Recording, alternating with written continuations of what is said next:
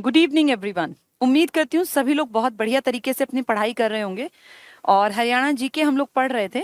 कई सारे टॉपिक्स हमने हरियाणा जीके में धीरे धीरे करके कवर कर भी लिए। कल हम लोगों ने लास्ट जो पढ़ा था वो था हमारा, कल मतलब है सैटरडे को रात में, कि हरियाणा की विविध जो व्यक्तित्व के स्वामी थे। किसी ने मूवीज में बहुत बड़ा नाम कमाया, किसी ने इतिहास में बड़ा नाम खड़ा किया, किसी ने मध्यकाल में काम किया, किसी ने प्राचीन काल में, कुछ लोगों ने अलग अलग फील्ड्स में बहुत बेहतरीन महारत हासिल करके हरियाणा का नाम ऊंचा किया। वो सारा टॉपिक हमने कंप्लीट कर लिया था। हमने देखा था कैसे महिलाएं भी पुरुषों के साथ कंधा से कंधा मिलाकर, चंद्रावती जी का नाम आपको याद होगा, ऐसे ही कई बड़े बड़े नाम हमने पढ़े थे, जिनमें केडी कविता दलाल का नाम था जो जींद से हैं, जिनमें ममता खरब का नाम था, और ऐसे ही दंगल वाली सिस्टर्स का जो बलाली गांव से बिलोंग करती हैं, ऐसे ढेरों नाम, साक्षी मलिक का, और अपनी हिसार को बिलोंग करने वाली, बैडमिंटन में बहुत नाम कमाने वाली साइना नेहवाल का। तो हम लोगों ने अलग अलग फील्ड के एक्सपर्ट्स को देखा था, जाना था। अब आज नया टॉपिक शुरू करेंगे। मैं धीरे धीरे करके मैंने आपके कई सारे टॉपिक करा दिए हैं। अब आपकी एक बेसिक अंडरस्टैंडिंग बनती चली गई होगी कि कैसे हरियाणा अलग अलग ढंग से काम कर रहा था। कहीं हरियाणा में हमने देखा था कैसे उद्योगों ने विकास बहुत बढ़ चढ़ के किया हरियाणा का। कहीं हमने देखा था हरियाणा में कैसे पहला ये अपने विधानसभा के इलेक्शंस, तो सबसे लंबा कार्यकाल किस सीएम ने काटा, कौन से जो है राज्यपाल लंबे टिके यहाँ पर। फिर हमने देखा था कोई ऐसे भी क्या चीफ जस्टिस थे हरियाणा पंजाब हाई कोर्ट के, जिन्होंने हरियाणा के राज्यपाल के रूप में भी काम किया। तो बहुत सारी चीजें हम लोग पढ़ते हुए लगातार से चले आ रहे हैं। ठीक है, आज एक नया टॉपिक शुरू करते हैं, और ये टॉपिक है हमारा बहुत इंपॉर्टेंट एग्जाम के पॉइंट ऑफ व्यू से। इसका नाम है हमारा शिक्षा। आज हम एजुकेशन के ऊपर बातचीत करेंगे। एजुकेशन जब भी आएगी तो आंकड़े आने की उम्मीद ज्यादा रहेगी, इसलिए आंकड़े भी साथ साथ ही करेंगे। ठीक है, कुछ प्रॉब्लम चल रही है क्या या सही चल रहा है? ये ठीक चल रहा है, ठीक है। तो शिक्षा की बात करेंगे आज हम लोग कि कैसे कैसे हमारे हरियाणा में शिक्षा ने अपनी जड़ें मजबूत बनाई हैं। क्योंकि जब हरियाणा बना पंजाब से अलग होके, यानी 1 नवंबर 1966 को, तो उस टाइम हरियाणा की टोटल आबादी का सिर्फ 20% लोग साक्षर थे। कितना कम, यानी कितने सारी बड़ी आबादी का हिस्सा निरक्षर था, पढ़ा लिखा नहीं था। आज हमें हरियाणा को बने हुए 1966 से आप लगा लीजिए कि कोई बहुत लंबा टाइम तो नहीं बीता, लेकिन हरियाणा की एजुकेशन में, लिटरेसी में बहुत बढ़ चढ़ के काम हुआ। और आज हम प्राउड के साथ कहते हैं कि 2011, ऑलमोस्ट 10 साल बीतने को हैं, में हमारी जब देश की जनगणना हुई तो हरियाणा की लिटरेसी का आंकड़ा काबिले तारीफ था, 75% था। आपके देश का आंकड़ा, भारत का आंकड़ा भी 75% के ही हेरफेर में है। तो आपने उस बड़ी अचीवमेंट को हासिल कर लिया कि जहां आपका राज्य अलग होके बना था, महज 20% आबादी पढ़ी लिखी थी, आज आपके हरियाणा की आबादी का 75% हिस्सा पढ़ा लिखा है। 2,53,51,462 की बड़ी आबादी लेकर बैठे हैं। लेकिन बड़ी कहना इसलिए भी ठीक नहीं है क्योंकि टोटल में देखें आपके देश की आबादी का, तो आपके पास सिर्फ 2.09% लोग हैं। उस 2% में एक बड़ा तादाद पढ़े लिखे लोगों की है 75%। और इस 75% में अगर पुरुषों की और महिलाओं की बात करें तो ये आंकड़ा हमेशा थोड़ा सा चेंज होता है। अगर पुरुष पूछे जाते हैं तो 9% बढ़ा देना, और महिलाएं पूछी जाएं तो 10% घटा देना। यानी मेल लिटरेसी का आंकड़ा हमारा 84% पर है, और फीमेल का आंकड़ा हमारा लगभग 65% पर है। पॉइंट समथिंग है, वो उतना मैटर नहीं करता। तो अपना एवरेज याद रखो, 75% लोग पढ़े लिखे हैं आज की डेट में हरियाणा में। अब तो इनफैक्ट ये आंकड़ा और बेहतर हो गया होगा, क्योंकि जो मैं आपके सामने आंकड़े रख रही हूँ, जो ये फैक्ट्स बता रही हूँ, ये 2011 के हैं। उसके बाद अब तक नए फैक्ट्स नहीं आए हैं। 2021 की जनगणना जो कि अब डिले होगी इस पैंडेमिक, इस महामारी के चलते, तो अब अगले आंकड़े 2022 में देखने को मिलेंगे। और ये भी इतिहास में लिखा जाएगा कि सिर्फ एक बार ऐसा हुआ था कि इंडिया की जनसंख्या जो है उसकी गिनती निर्धारित समय से अलग करनी पड़ी थी। अदरवाइज 1872 के बाद से, 1881 के बाद से तो नियम बना दिया कि हर 10 साल में जनसंख्या की गिनती करेंगे, और अब तक हमने वो नियम टूटने नहीं दिया था। लेकिन अब सरकार के हाथ बंधे हैं, क्योंकि घर घर जाकर आंकड़े इकट्ठे करना इस महामारी के दौर में ठीक नहीं होगा। क्योंकि जो लोग घरों में जाएंगे, आंकड़े इकट्ठे करेंगे, हो सकता है वही करियर बन जाए और वो लेके कैरी करके बीमारियों को और जगह जगह फैला दें। इसीलिए इस काम को इस साल के लिए डिले कर दिया गया। अब अगले साल इस काम को, क्योंकि सरकारी स्कूल के टीचर्स करते हैं इसलिए मुझे ज्यादा जानकारी है, ये हमें करना पड़ता था। ये सारे सर्वे टीचर्स को दिए जाते हैं, तो एक बहुत बड़ी जिम्मेदारी जिम्मेदारी होती है टीचर्स के कंधों पर, क्योंकि सही आंकड़े आएंगे तो ही आपके देश की नीतियां सफल बन पाएंगी। तो अब ये आंकड़े 2021 में नहीं आएंगे, फिलहाल में जो आंकड़े चलेंगे वो 2011 के ही चलेंगे। बेशक 9 साल बीत गए, पर क्योंकि नए आंकड़े नहीं आए हैं तो उन्हीं की बात करेंगे, ठीक है। तो अगर महिलाओं की साक्षरता कहें तो 65, पुरुषों की कहें तो 84, और आपकी एवरेज कितनी है? 75%। इस इतनी एवरेज में सबसे बड़ा योगदान दिया है आपके एक जिले ने, जिसका नाम है गुरुग्राम। इसकी टोटल लिटरेसी रेट अगर कहें तो 84% है। बहुत बढ़िया लिटरेसी रेट इसका है, 84%। देखिए 84% यहाँ भी है, लेकिन ये सिर्फ पुरुषों की बात कर रहे थे, और 65% में महिलाओं की। हम अकेले इसकी बात कर रहे हैं गुरुग्राम की, तो इसका लिटरेसी का रेट काफी अच्छा है, 84%, ठीक है। इसके अलावा पढ़े लिखों में कई आते हैं, फरीदाबाद भी आता है, पंचकुला भी आता है, बहुत आते हैं, लेकिन अगर कहें नंबर 1 तो आप कहेंगे गुरुग्राम। यहाँ सबसे ज्यादा पढ़े लिखे लोग हैं। मैक्सिमम लिटरेसी रेट आपसे पूछा जाए तो आप कहेंगे गुरुग्राम। यहाँ की औरतें भी सबसे ज्यादा पढ़ी लिखी हैं बाकी सब जिलों के मुकाबले, लेकिन यहाँ की पुरुषों की साक्षरता पीछे रह जाती है, क्योंकि रेवाड़ी इसको बीट कर देता है पुरुषों की साक्षरता के मामले में। यानी अगर आपके एग्जाम में क्वेश्चन बनता है कि हरियाणा में सर्वाधिक पढ़े लिखे पुरुष या सर्वाधिक साक्षर पुरुष किस जिले में है, तो आप कहेंगे रेवाड़ी में। लेकिन टोटल साक्षरता ज्यादा कहाँ की है, तो आप कहेंगे गुड़गांव की। सर्वाधिक शिक्षित महिलाएं किस जिले में है, तो भी गुड़गांव। पुरुषों में कौन आगे आ गया? रेवाड़ी नंबर 1 है, ठीक है। तो टोटल पूछे तो भी गुरुग्राम। ये जो 75 का आंकड़ा है ना, ये और बेहतर हो सकता था अगर मेवात के ऊपर थोड़ा सा काम करे हमारी सरकार, तो हो सकता है लिटरेसी रेट हमारा 85-90 तक पहुंच जाए। ऐसा मैं क्यों कह रही हूँ? क्योंकि आंकड़े बताते हैं कि जब आपके पूरे हरियाणा का एवरेज 75% है, तो आपके मेवात का आंकड़ा बहुत खराब है पढ़ाई लिखाई में, और ये महज 54% पर सिमट कर बैठा है। यानी मेवात की आधी जनसंख्या पढ़ी लिखी नहीं है।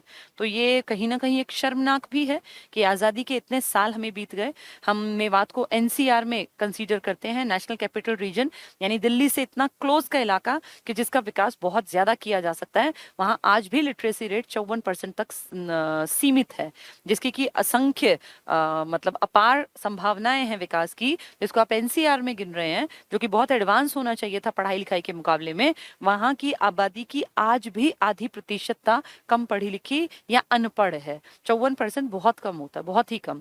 तो इस हिसाब से देखें तो एक तो बैठा है 84% पर, और एक बैठा है 54% पर। और अगर सीमा देखोगे मैप में, मैंने आपको मैप कितनी बार समझा रखा है, तो आपने क्या देखा था कि इन दोनों की सीमा बिल्कुल आसपास है। भाई गुड़गांव की पट्टी के नीचे ही तो पड़ता है, गुड़गांव, रेवाड़ी, महेंद्रगढ़, इसी के नीचे की तो पट्टी है फरीदाबाद, पलवल और मेवात की। तो ये जो है पट्टी मेवात वाली, ये तो आप ये लगा लो कि बिल्कुल साथ लगती है गुड़गांव के इलाके के और दिल्ली के इलाके के, तभी एनसीआर में शामिल है।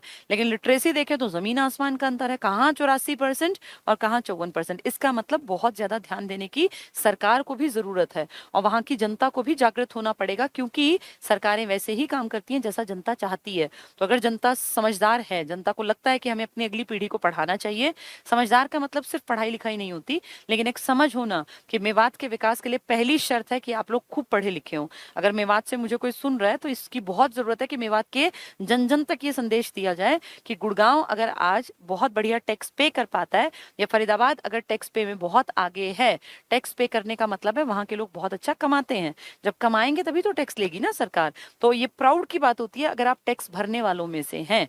तो टैक्स भरने का मतलब है कि आप अपने पैरों पे खड़े हुए हैं, आप पैसा कमाते हैं तभी आप टैक्स देते हैं। तो मेवात के लोगों को कुछ ना कुछ सीख लेनी पड़ेगी कि हमारा पड़ोसी गुड़गांव तो 84% पे लिटरेसी दिखाता है, और अगर उनको देखें तो महज 54% पर सिमट कर रह गया। तो इसीलिए जरूरत है कि शिक्षा के क्षेत्र में बेहद काम किए जाए। एनसीआर का इलाका है, पूरे चांसेस हैं, बहुत ज्यादा संभावनाएं हैं, अपार संभावनाएं, बशर्ते लोग पढ़े लिखे हों। अगर पढ़े लिखे नहीं होंगे तो आज के 50 साल बाद भी यही कह रहे होंगे कि सबसे पिछड़ा इलाका मेवात है या नूहू है, जो कि गलत है। क्योंकि अगर हरियाणा का पूरे का विकास इतना ज्यादा है तो उसमें मेवात अकेला क्यों पिछड़ा हुआ है। अगर हम बात करते हैं गुड़गांव की, तो इंटरनेशनल लेवल की कितनी ज्यादा कंपनीज हैं जो बहुत खुश हैं अपने सेंटर्स, अपने कॉल सेंटर्स और अपने बड़े बड़े दफ्तर बना के। विदेशी लगभग बड़े बड़े जितने अपने नाम सुने हैं देशों के, उन सबके हमारे यहाँ पे फैक्ट्रीज, इंडस्ट्रीज या बड़ी बड़ी कोई ना कोई कॉल सेंटर बना हुआ है। तो फिर मेवात जो कि कि गुड़गांव के इतना क्लोज में है, इतना पास है, वहां ये सब क्यों नहीं? क्योंकि मेवात का लिटरेसी रेट इतना कमजोर है कि वहां लोग अभी भी पिछड़े हुए हैं, और पिछड़े इलाके में इस तरह की इंडस्ट्रीज और ये फैक्ट्रीज नहीं खुलती। ये खुलती है वहां जहाँ लिटरेसी होती है, क्योंकि वहां लेबर मिल जाता है, वहां स्किल्ड लेबर मिल जाता है। अब मेवात में वो खोल के बैठ जाए, ना कोई कंप्यूटर ऑपरेटर मिलने वाला उनको, ना कोई कॉल सेंटर में कॉल रिसीव करने वाला, इसीलिए मेवात का विकास नहीं हो रहा। तो पहली शर्त क्या होगी? पढ़े लिखे, पढ़ेंगे लिखेंगे तो अपने आप विकास हो जाएगा। ठीक है, तो लिटरेसी का एक आइडिया मैंने आपको दिया कि पहले जहां 20% लोग साक्षर थे, आज हरियाणा के 75% लोग साक्षर हैं। हरियाणा की साक्षरता में सबसे पहले अगर बात करें, देखिए उच्च शिक्षा तो होती ही होती है, मान लिया, लेकिन बड़ी आबादी कभी उच्च शिक्षा के लिए नहीं भागती। बहुत छोटा प्रतिशतता होता है आबादी का जो हायर एजुकेशन की तरफ जाती है। मैक्सिमम लोग जो भागते हैं ना, वो चाहते हैं कि भाई उनका बच्चा कम से कम 12वीं तो पास कर जाए, 12th तक तो कर जाए।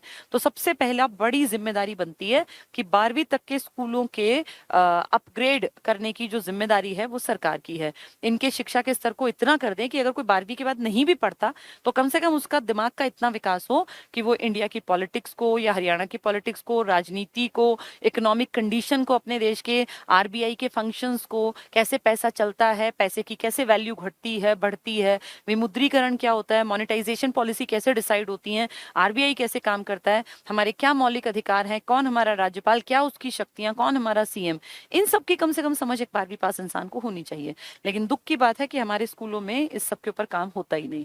तो हम देख रहे हैं 12th पास तक के स्कूलों में अगर अभी भी काम करें ना, तो अगले 20 साल बाद तो दुनिया बदलेगी, कम से कम हम बदलेंगे। आज अगर पहली क्लास से छोड़ दो जितना जो है, मान लिया सब कुछ है, गड़बड़ है, नहीं सिस्टम ठीक, लेकिन आज से अगर ठान लें कि 2021 में पहली क्लास को सुधारने की कोशिश करेंगे, और फिर जैसे जैसे वो क्लास आगे बढ़ेगी उसके सुधार के ऊपर काम करते रहेंगे, किसी को भी फालतू में इस तरह से पास नहीं करेंगे, बच्चों को खूब सिखाएंगे, पढ़ाएंगे, अच्छी सुविधाएं देंगे, स्कूलों में जितने रिसोर्सेज हैं उन सबका बेस्ट यूज करेंगे, तो क्या अब से 12 साल बाद जब वो बच्चे निकलेंगे तो क्या वो समझदार और लायक नहीं होंगे? बिल्कुल होंगे। 12 सालों में देश बदल सकता है, क्योंकि शिक्षा बदल देती है 12 साल में पूरे समाज के देखने के नजरिए को। लेकिन कोई करना चाहे तब की बात है।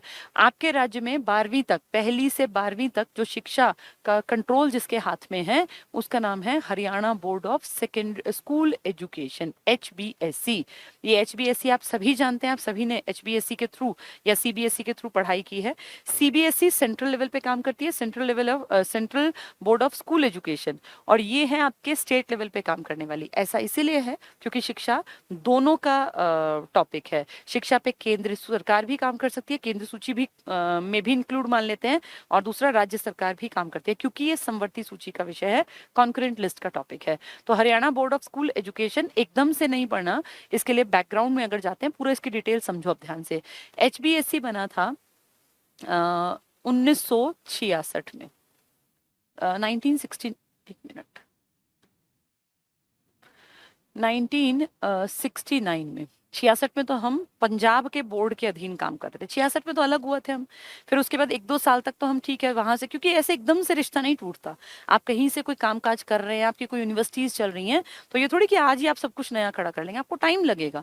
इसलिए हमने कुछ साल काम चलाया, जो उनके अंडर जैसे हम पढ़ रहे थे, पहले भी तो पढ़ रहे थे, तो क्या फर्क पड़ गया, एक नया राज्य बन गया, थोड़े साल में चीजें डेवलप होती हैं, और ऐसा कोई हम लड़ झगड़ के थोड़ी अलग हुए थे। तो इसलिए हमने उनका सहारा लिया कि जो चीजें जैसे चल रही हैं चलने दो, धीरे धीरे हम इंडिपेंडेंट हो जाएंगे।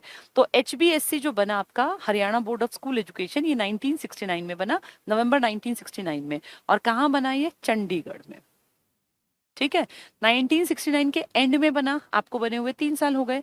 इसने पहली बार अपने बेसिस पर अपने यहाँ पर 8th क्लास का एग्जाम कंडक्ट कराया 1970 में, फिर 1976 में, फिर 1987 में। पहले 10th का कराया, 8th का बाद में कराया। सबसे पहले इसने, जैसे 1969 के नवंबर में HBSC बना, उस साल तक के सारे एग्जाम 10वीं तक के कराए थे जो पंजाब का बोर्ड था। लेकिन जब हमारा नवंबर में अस्तित्व में आया तो इसने कहा अब इस बार 10वीं के बोर्ड हम खुद कंडक्ट कराएंगे। तो इन्होंने 1970 में पहली बार 10th के बोर्ड एग्जाम्स कंडक्ट कराए, 1970 में, बनने से अगले साल। 1976 में, 6 साल बाद, जैसे अब एक काम करने की हैबिट हो गई, अब नई नई चीजें इंक्लूड करते जाएंगे, तो 8वीं क्लास के जो बोर्ड हुए वो 1976 में कंडक्ट कराए HBSC ने अपने पार्ट पर। ठीक है, इसके इसके बाद 1987 में इसने 12th क्लास के बोर्ड के एग्जाम अपने बेसिस पर, जैसे हम ऐसा नहीं कि इससे पहले 12th के एग्जाम नहीं हुए, लेकिन एक होता है ना इंडिपेंडेंट आप सारे काम करेंगे, तो वो अपने बिहाफ पर जो हमने करने शुरू किए, थोड़ा टाइम लगा उसमें, फिर ये हो गया कि प्रॉपर हमने अपने तरीके से बोर्ड कंडक्ट कर लिया, अपने यहाँ पे एग्जामिनेशन सेंटर सब कुछ यहीं, चेकिंग यहीं, सब कुछ अपने हिसाब से करने लग गए, क्योंकि HBSC के पेपर तो हरियाणा में ही तो चेक होंगे ना, ये कहीं ये तो है नहीं कि दिल्ली जाके चेक होंगे, तो इसीलिए अपने बोर्ड को काम करने में टाइम लगा। तो सबसे पहले हेडक्वार्टर कहाँ बनाया, चंडीगढ़ में। फिर अगले साल कुछ महीने बाद ही पहले किसके पेपर लिए, 10वीं के, फिर 8वीं के पेपर तब भी लेते थे, लेकिन एक बोर्ड के नाम से जो लिए भाई HBSC 10वीं का बोर्ड पहली बार, तो आप कहेंगे 1970, 8वीं का 1976, 1987 में 12वीं का, ठीक है। इस बीच में 1981 आया और ये यहां से उठ के, चंडीगढ़ से उठ के, और ये भिवानी आ गया, इसलिए बहुत लोग इसको बातचीत में कहते हैं भिवानी बोर्ड। एक्चुअल में भिवानी नाम की जगह पर है, वो भिवानी में है, लेकिन भिवानी बोर्ड नहीं है, वो बोर्ड तो पूरे हरियाणा का है, तो अकेला भिवानी बोर्ड क्यों कहना, पर क्योंकि भिवानी में लोकेटेड है तो लोकल लोग कहते हैं भिवानी बोर्ड, तो भिवानी बोर्ड नहीं है, बोर्ड HBSC ही है, और अब इसका नाम बदल गया। 2013 से काम कर रहे थे कि इसका नाम बदल दो, तो इसका नाम भी बदल दिया, अब हरियाणा, जैसे आप HBSC कहते थे ना, अब इसको कह दिया BSE, ये कह दिया बोर्ड ऑफ स्कूल एजुकेशन, पीछे हरियाणा लगा दिया, तो बोर्ड ऑफ स्कूल एजुकेशन यानी स्कूली शिक्षा के लिए एक बोर्ड काम करता है, फिर पीछे कह दिया हरियाणा, तो हमारा अब नाम क्या है, board of school education Haryana. पहले हम क्या थे, Haryana board of school education, अब नाम क्या बन गया, बोर्ड ऑफ स्कूल एजुकेशन, फिर कॉमा लगा के हरियाणा, ठीक है। 1981 में शिफ्ट हुआ, उसके बाद 12th के एग्जाम्स हुए, इसके बाद 1990, कुछ सन खास बता रही हूँ, चलो ये स्कूल के यहां तक लिखे, अब इसके इस तरफ देखना, 1990, 1994, 2006, इसमें क्या हुआ, 1990 और 94 में दो नई चीजें आई। 1990 में 12th क्लास में वोकेशनल स्टडीज भी आ गई। वोकेशनल आपको पता होंगी ना, जैसे एक तो होता है आर्ट्स, एक कॉमर्स, एक साइंस, ऐसी वोकेशनल स्टडीज होती हैं जिसमें आपको भविष्य में, जैसे साइंस पढ़ के या कॉमर्स पढ़ के, आर्ट्स पढ़ के तुरंत नौकरी नहीं मिलती, उसके बाद आपको कोई डिग्री, डिप्लोमा, कुछ ना कुछ करना पड़ता है ना, जैसे आपने JBT कर ली, या आपने कुछ कंप्यूटर कोर्स कर लिया, या आपने कोई BTech की डिग्री कर ली, इस तरह से करते हैं आप। लेकिन वोकेशनल कोर्सेज ऐसे होते हैं जिसमें 12वीं करने के तुरंत बाद भी आप नौकरी की किसी लाइन में घुस सकते हैं, तो 12वीं के बेसिस पर वोकेशनल एग्जाम पेपर लेने का काम इसने शुरू किया 1990 में, HBSC ने नहीं, स्कूलों के माध्यम से, और 1994 में इसने ओपन स्कूल शुरू कर दिए, यानी जो बच्चे स्कूल नहीं आ सकते उनको भी शिक्षा मुहैया कराने का काम 1994 में हमारे HBSC ने स्टार्ट कर दिया। तो 1969 में बना, 1970 में बनते ही 2-3 महीने बाद 10th के पेपर, 76 में 8th के, फिर 81 में आ गया उठ के भिवानी चंडीगढ़ से, और फिर 87 में इसने लिया 12वीं का पेपर, फिर 1990 में इसने क्या किया, वोकेशनल, 12वीं में वोकेशनल, ठीक है, जो कि भैया कल को लाइफ को सेट करने के लिए कोई स्किल वगैरह सिखा दे, और 1994 में ओपन स्कूल सिस्टम। इसके बाद 2006 में आपके देश में एक सिस्टम आया था जिसमें पेपर 2 बार होने लग गए थे, सेमेस्टर सिस्टम था ये, इसमें साल को 2 हिस्सों में डिवाइड कर दिया, फर्स्ट सेम और सेकेंड सेम, तो सेमेस्टर सिस्टम लागू हो गया। तो उससे क्या हुआ कि बच्चों के ऊपर वो बर्डन जो था ना, एक एक किताब पूरी याद करनी है, हिंदी की अलग किताब पूरी, इंग्लिश की अलग, साइंस की, फिजिक्स, केमिस्ट्री, बायो में से कहीं से कुछ भी आ जाएगा, ऐसे हिस्ट्री और पॉलिटिकल साइंस और ज्योग्राफी और इकोनॉमिक्स, तो बहुत बर्डन था। तो 2006 में, जब 2005 में नई शिक्षा नीति आई थी ना आपकी, अब जैसे 2021 में आ रही है, ऐसी आपके यहाँ पहले भी आई थी NCF 2006 में, वो एज सच शिक्षा नीति नहीं थी, लेकिन वो नेशनल करिकुलम फ्रेमवर्क था जिसमें बहुत सारे बड़े चेंजेस किए गए थे। तो उसी दौरान कहा गया कि बच्चों पे जो सेमेस्टर है ना, इसका सिस्टम चला दो, बोझ कम पड़ेगा, भाई स्टार्टिंग के 6 महीने जो पढ़ेंगे वो अगले 6 महीने में हट जाएगा, फिर नया आ जाएगा, तो इससे बच्चों में जो है परफॉर्मेंस सुधरेगी और दबाव कम रहेगा। तो सेमेस्टर सिस्टम लॉन्च करने वाले हम हरियाणा वाले लोग पहले थे, और हमारे यहाँ पढ़ाई लिखाई के लिए इवैल्यूएशन, जिसमें मार्क्स मापे जाते हैं, उसके लिए एक सिस्टम भी हमने लॉन्च किया, कॉम्प्रिहेंसिव एंड कंटिन्यूअस इवैल्यूएशन, जिसमें कि बच्चे को एक पेपर से ना जज किया जाए, बल्कि पूरे साल, कभी उसके 10 नंबर के पेपर हो रहे हैं, कभी 20 के हो रहे हैं, कभी उसमें देख रहे हैं 50 के पेपर हो रहे हैं, कभी उसके फिर 20 के पेपर हो रहे हैं, फिर 10 के पेपर हो रहे हैं। 2 तरह के एग्जाम्स कंडक्ट किए गए, अभी भी चल रहे हैं ये, एक है FA और एक है SA। FA मतलब फॉर्मेटिव असेसमेंट, जिसमें छोटे पेपर आते हैं 10-10 नंबर के, और समेटिव असेसमेंट का मतलब होता है जिसमें कि 100 नंबर का पेपर, 80 नंबर का पेपर आता है। तो इस तरह से बच्चों को जज किया गया पूरे साल में 7 बार बच्चे के एग्जाम्स लिए गए। लेकिन ये डराने वाले नहीं थे, क्योंकि 10-10 नंबर के पेपर में बच्चा डरता कम है, 100 नंबर में वो डरता है। तो 100 नंबर वाले सिर्फ 2 रखे गए, एक सितंबर में और एक मार्च में। और जो ये छोटे वाले थे ना, ये साल में 4 बार लिए गए। एक कोई भी आपके देश में, पूरे देश में कहीं भी किसी भी राज्य में जो बच्चा स्कूल में पढ़ता है, उसके लिए डिसाइडेड है पूरे देश के स्तर पर कि वो अगर छोटा है 1ली से 5वीं का, तो उसको सिर्फ 210 दिन स्कूल बुलाया जाएगा, 211वें दिन नहीं बुलाना। और अगर वो 6ठी से लेके 12वीं तक का बच्चा है तो उसको 220 दिन स्कूल बुलाना है, 365 में से 220 दिन। तो आप खुद देखो कितने सारे दिन इस बच्चे के बच गए। ये सब छुट्टियों में जाते हैं, कभी सेकंड सैटरडे, कभी लास्ट वर्किंग डे, कभी 10 दिन की दशहरे की छुट्टियां, कभी होली की, कभी दिवाली की, कभी गस्टेड, कभी RH। मतलब पूरे साल में बच्चा 220 दिन स्कूल जाएगा, 21वें दिन स्कूल नहीं बुला सकते। ये नियम है और ये देश का नियम है, इसको सब फॉलो करते हैं, ठीक है। तभी तो बच्चों की छुट्टियां बहुत सारी होती हैं।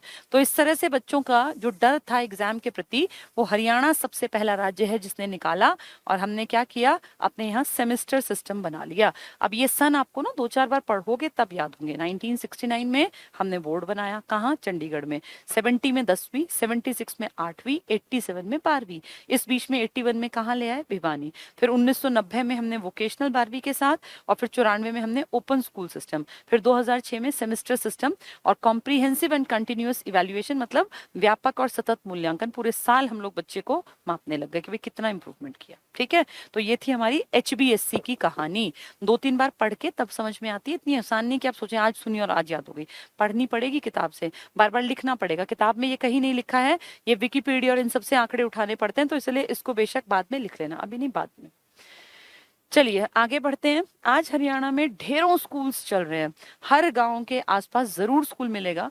स्कूल से निकलने के बाद बच्चे कॉलेजेस में जाते हैं, तो हमारे यहाँ बहुत सारी यूनिवर्सिटीज भी चल रही हैं।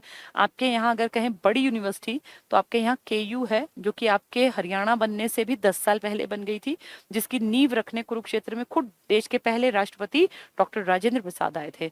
और फिर हरियाणा बनने के बाद MDU बन गई 10 साल बाद, 1976 में, महर्षि दयानंद यूनिवर्सिटी, जो आज भी कितने बड़े पैमाने पे आप जानते हैं शिक्षा को बढ़ावा दे रही है, शिक्षा के प्रचार प्रसार में अग्रणी भूमिका निभा रही है। और न जाने कितने कॉलेजेस हैं जो MDU के अंडर रन किए जाते हैं, ठीक है। तो ये 2 बहुत बड़ी यूनिवर्सिटीज हैं जिनका की बोलबाला है। इसके अलावा बहुत सारी प्राइवेट यूनिवर्सिटीज भी आपके यहाँ चल पड़ी, जैसे सिरसा में है चौधरी देवीलाल जी के नाम पर, ऐसे चौधरी चरण सिंह जी के नाम पर। चरण सिंह जी के बारे में बात कर लेते हैं। हिसार बहुत इंपॉर्टेंट, हिसार की तो खैर वो उसमें नहीं आती प्राइवेट में। हिसार का ध्यान से सुनना, हिसार में कई सारी बड़ी बड़ी यूनिवर्सिटी हैं, लेकिन जो मेन है हम उसकी बात करें, सबसे पहले HAU, हरियाणा एग्रीकल्चर यूनिवर्सिटी। आपके हरियाणा के बनने के बाद सबसे पहले ये यूनिवर्सिटी जो थी ना, इसका कैंपस ये पंजाब यूनिवर्सिटी से चल रहा था, सब कुछ वहीं से था। फिर जब हरियाणा बना 1966 में, तो हमें लगा हम अपनी एग्रीकल्चर यूनिवर्सिटी इनसे कब तक जोड़ के रखेंगे, खुद तो करना ही पड़ेगा।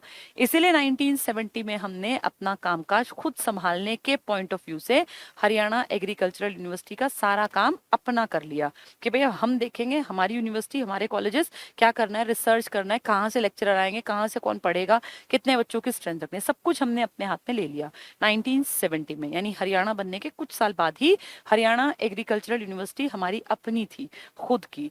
धीरे धीरे यहाँ काम किया, रिसर्च किया। एग्रीकल्चर का तो मेन काम है हमारा, तो आप ये मान के चलो इसकी इंपॉर्टेंस बहुत होगी भाई। जिसके नाम में ही एग्रीकल्चर आ गया और आपका पूरा राज्य एग्रीकल्चर के भरोसे बैठा हुआ था, तो इस यूनिवर्सिटी की इंपॉर्टेंस अपने आप समझ जाओ। टाइम बीता 1991, आपके देश में एक आदमी थे, 7वें नंबर के राष्ट्रपति बने थे, जिनका नाम था चौधरी चरण सिंह जी। अब इनसे पहले कौन कौन थे आपको वो जबानी याद होना चाहिए। सबसे पहले थे नेहरू, फिर नेहरू के बाद आए थे गुलजारी लाल नंदा, लेकिन वो नंबर ना दे तो उनको तो भी चल जाएगा, मैं सिर्फ बता रही हूँ। इसके बाद आए थे शास्त्री जी, फिर से वापस से आए थे गुलजारी लाल नंदा। तो इसका मतलब 2 आदमी तो एक ही हो गए। अगर हम ओरिजिनल देखें तो 2 ही थे, वैसे देखें तो 4 भी हो गए, ठीक है। हम ओरिजिनल की बात करते हैं। तो नेहरू, शास्त्री, इंदिरा गांधी। ये 3 हो गए। इसके बाद कौन आए थे? मोरारजी देसाई। इसके बाद आए थे चरण सिंह 5वें नंबर पर। फिर मैं 7वें क्यों कह रही हूँ? क्योंकि हमने जिसको 2 बार गिना था ना, उसको भी एक आदमी के तौर पे हमने मान्यता दे दी कि चलो वो भी भाई रैंकिंग में कहीं ना कहीं नाम तो आया था, तो इसलिए हम कह देते हैं कि हमारे ये कौन से नंबर के हो गए? 7वें नंबर के। अब उम्मीद है समझ में आया होगा। पहला आपका जो प्रधानमंत्री था ना, वो था 47 से 64 तक का, यानी नेहरू। फिर 64 से 66 थे आपके शास्त्री जी। फिर 66 से 77 तक थी अपनी इंदिरा गांधी। फिर 77 से 79 थे आपके मोरारजी देसाई। और फिर 79 से 80 6 महीने भी नहीं पकड़े थे, लेकिन फिर भी देश की सबसे बड़ी कुर्सी पर जिन्होंने अपनी मर्जी से अपना पद त्यागा था, वो थे चौधरी चरण सिंह जी। 5वें लिखें तो भी कोई दिक्कत नहीं है, और 7वें लिखें तो भी कोई दिक्कत नहीं है। क्यों दिक्कत नहीं है? क्योंकि अगर आप चौधरी चरण सिंह जी से पहले 2 बार जो सिर्फ 13-13 दिन के लिए आए, उनको एक आदमी मानते हैं, तो ऑटोमेटिकली ये 7वें हो गए। और अगर आप उनको नहीं गिनते हैं तो आप इनको 5वें कह लीजिए। अब पेपर की भाषा के ऊपर डिपेंड है कि वो 5वें पूछेंगे या 7वें, आपको देखना है। ठीक है, मैंने सारा एक्सप्लेन कर दिया। तो चौधरी चरण सिंह जी जो भारत में एक बहुत बड़े किसान जमींदार परिवार से संबंधित थे, जाटों के घर में पैदा हुए थे, यूपी के इलाके को बिलोंग करते थे। अब उनका जन्मदिन आने वाला है 23 दिसंबर को, और उनके जन्मदिन को आप किसान दिवस के रूप में मनाते हैं। तो किसानों से संबंधित बहुत अच्छी अच्छी नीतियां लाने का श्रेय जिसको जाता है, वो चौधरी चरण सिंह जी थे। ठीक है, तो चौधरी चरण सिंह जी के नाम को हमने आगे जोड़ लिया अपनी उस यूनिवर्सिटी के नाम के आगे, और इसका नाम कर दिया CCS, चौधरी चरण सिंह हरियाणा एग्रीकल्चर यूनिवर्सिटी। ये तो पुराना भी था, बस इसके आगे ये जोड़ दिया। तो CCS HAU 1991 में नया नाम मिल गया उस यूनिवर्सिटी को जो 1970 में इंडिपेंडेंट होके पंजाब से अलग होके इंडिपेंडेंटली अपना काम करने लग गई थी। तो ये बड़ी यूनिवर्सिटी है, इसके बारे में ध्यान रखना। 70 भी इंपॉर्टेंट है और 91 भी इंपॉर्टेंट है। ये एशिया की सबसे बड़ी एग्रीकल्चरल यूनिवर्सिटी है। तो अगर एग्जाम में आता है कि एशिया की, या पूछे दूसरी बड़ी, या कोई भी नंबर दे दें, क्योंकि ये रैंकिंग ऊपर नीचे हो सकती है, तो एशिया में एग्रीकल्चर की एक बड़ी यूनिवर्सिटी के रूप में किसका नाम टिक करके आओगे? चौधरी चरण सिंह हरियाणा एग्रीकल्चर यूनिवर्सिटी का, जो कब बनी थी? 1970 में, लेकिन उसके नाम के CCS आगे कब लगा? 1991 में। ठीक है, तो एक बहुत इंपॉर्टेंट यूनिवर्सिटी हिसार की। अगली देखते हैं दूसरी यूनिवर्सिटी, GJU। इसका मतलब है गुरु Jambheshwar university of science and technology. तो GJU गुरु जम्भेश्वर यूनिवर्सिटी है जो साइंस और टेक्नोलॉजी के क्षेत्र में काम करती है। और GJU इसलिए इंपॉर्टेंट है क्योंकि गुरु जम्भेश्वर जी का बहुत बड़ा योगदान है। ये 1400 समथिंग में जन्मे थे और 1537 के आसपास तक इनका लाइफ पीरियड था। मतलब अगर पूछे शताब्दी में, कोई बहुत बड़े इंडिया में नाम नहीं है, लेकिन राजस्थान से इनका संबंध था। और एक दौर था जब राजस्थान, हरियाणा, पंजाब, दिल्ली, इन सब में एक ही आदमी का राज हुआ करता था। मतलब उस टाइम के राजा इस पूरी टेरिटरी पर अपना अधिकार जमाते थे। तो इसीलिए गुरु जम्भेश्वर जी, जिनका जन्म तो है राजस्थान का, लेकिन इनसे हम भी प्रभावित थे। और हमारे हिसार के आसपास तो लगा लो राजस्थान का तो बहुत आवाजाही थी। तो इसलिए यहाँ के लोगों ने जो ये 15वीं शताब्दी कह दें इनको, क्योंकि 1400 समथिंग से 1500 समथिंग के बीच में रहे ये, तो 15वीं शताब्दी में रहे ये। और उस टाइम पे अगर आप देखो, हिस्ट्री पढ़ते हो, तो आपको पता होगा कि ये काल था दिल्ली सल्तनत के आसपास का, क्योंकि दिल्ली सल्तनत ही आपके यहाँ 1526 के बाद तो मुगल आ गए थे। यानी जब आपके यहाँ सुल्तान और इस तरह के मुस्लिम बाहुल्य इलाके लगातार अपनी जड़ें फैला रहे थे, तो उस टाइम पर राजस्थान में गुरु जम्भेश्वर जी का जन्म हुआ। गुरु जम्भेश्वर जी एक ऐसे इंसान हैं जिनकी सोच बहुत एडवांस थी। आज जो आप बातें करते हैं भाई, पर्यावरण को बचाओ, पेड़ मत काटो, खूब पेड़ लगाओ, जानवरों को भी जीने का अधिकार दो, ये सब आप संविधान में इंक्लूड कर दिया ना। आपके सुप्रीम कोर्ट ने कह दिया ना कि जानवरों का जीवन भी इंसान के जीवन की तरह इंपॉर्टेंट है। और पेड़ पौधों को बचाना तो हर जगह आप देख लो, अखबारों में, टीवी में। अब तो ऐसा हो गया कि बड़े बड़े लोग तो अपने बर्थडे पे या अपने बच्चों के जन्मदिन पे पेड़ लगाने लगे। कितनी अच्छी प्रथा चल गई। आज इतने 1000 साल बीत गए, हमें ये समझ अब आई है जो गुरु जम्भेश्वर ने तब बताया था। ये इस चीज के विरोधी थे कि पेड़ मत काटो, ये कहते थे पेड़ मत काटो, पेड़ लगाओ, जानवरों को मत मारो। ये उस टाइम पे सोचो कितनी एडवांस सोच थी इनकी। ऐसे लोगों की पूजा होती है, ऐसे आम आदमी को कोई नहीं पूछता। इन्होंने उस टाइम पर, आज से लगभग 500-700 साल पहले, इनके दिमाग में ये सब कैसे आया कि पेड़ पौधे भी बहुत जरूरी हैं। तब तो कोई जानता भी नहीं था कि पेड़ों की इंपॉर्टेंस, तब कौन सा साइंस थी कि भाई ऑक्सीजन मिलती है, तब लोगों को अकल ही नहीं थी।